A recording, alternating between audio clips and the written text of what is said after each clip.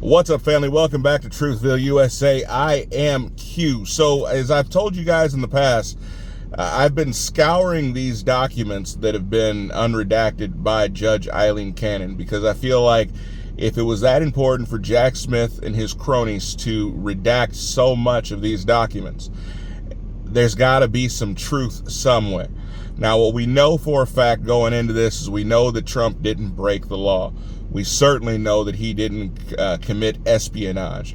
And to charge him with 37 counts of espionage is absolutely ridiculous. But how did we get there? How did the Biden administration at least make it seem as though it was justifiable? I don't believe that they just threw some stuff at judges and they said, let's make this, well, let's change this, let's put this there, and oh, there we go, espionage. No, I believe it was a lot more devious than that. But at the end of the day, we still understand that the judicial system is far from the justice system that we all thought that it was, because we know enough that all of these cases should have been thrown out. But let me get to it.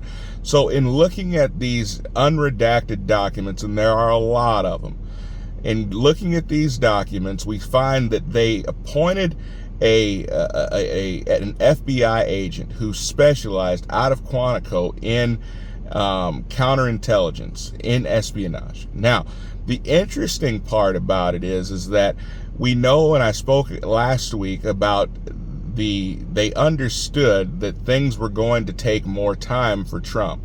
Unlike for Bush unlike for Bush, unlike for Obama, they had 8 years. They knew for 4 years that they were going to be leaving. And so they had 4 years to prepare to get out, get their stuff switched over, get everything transferred. Trump didn't have that. Trump had, months to get ready for this.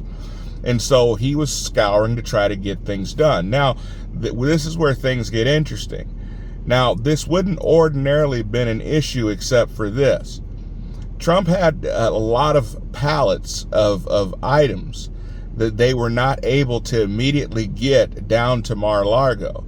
And so they were handed over to the GSA, dropped off for the General Services Administration, dropped off there, okay? And several pallets, they were there for a period of time. We don't know exactly how much time they were there.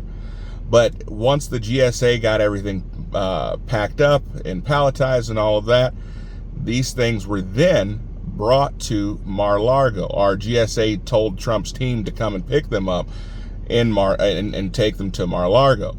Now, this is where things get interesting.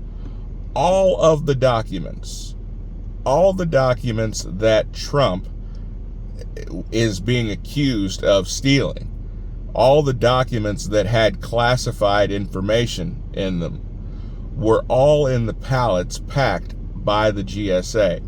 Now, they told us that Trump took these documents from the White House and took them to Mar-a-Lago.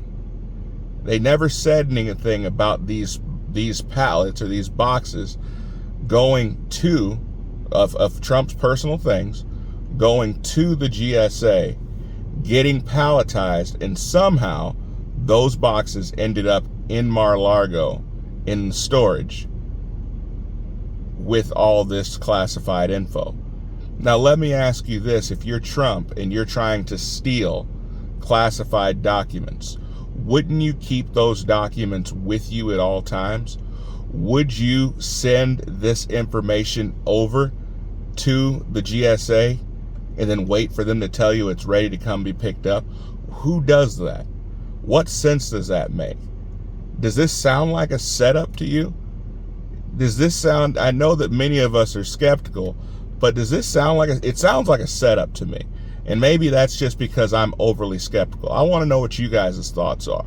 That all of the information that the FBI is accusing Trump of stealing was out of his sight, packaged by the GSA, and then sent to him.